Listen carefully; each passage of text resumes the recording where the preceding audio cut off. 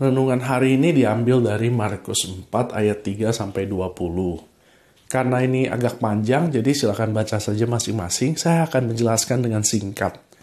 Jadi ada 4 macam tanah. Tanah di pinggir jalan, benihnya segera dibuang. Ada tanah berbatu, benihnya bertumbuh sedikit lalu mati.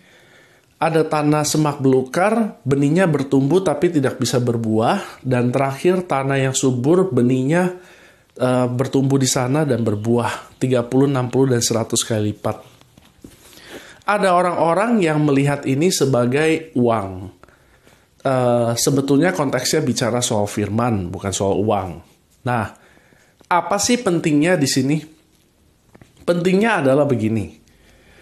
Orang itu seringkali terima firman, tetapi dia tidak melakukan hal yang seharusnya dia lakukan. Bagaimana caranya melakukan hal yang harusnya dia lakukan? Dengan merenungkannya. Firman dikatakan berhasil atau berbuah apabila dia sudah merubah pikiran orang, merubah mindset orang. Dan akhirnya orang itu akan memetik hasilnya. Itu yang dikatakan kalau firman itu berbuah. Jadi, kita tidak bisa hanya membaca firman. Kita harus renungkan terus-menerus supaya pikiran kita menjadi tanah yang subur. Hati kita menjadi tanah yang subur. Sehingga firman itu adalah ya dan amin buat kita. Nggak ada lagi cara lain. Nggak ada lagi pilihan lain. Pokoknya satu-satunya cara adalah caranya firman.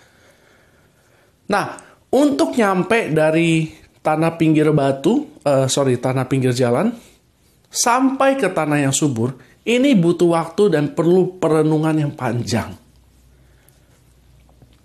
Kita tidak bisa diyakinkan hanya dengan sekali merenungkan, hanya dengan 10 menit merenungkan, nggak bisa. Kita perlu waktu yang lama, karena manusia itu terlalu banyak menerima informasi dari kiri kanan atas bawah depan belakang.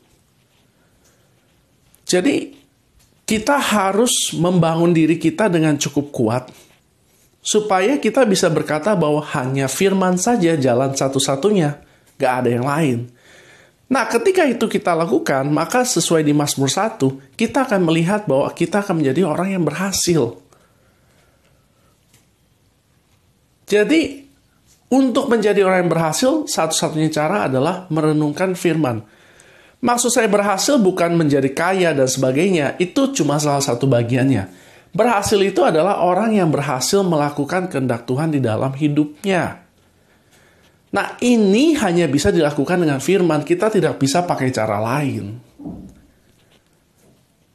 Jadi, mari benar-benar ambil waktu untuk renungkan firman setiap hari sampai firmannya akhirnya berbuah di dalam kita.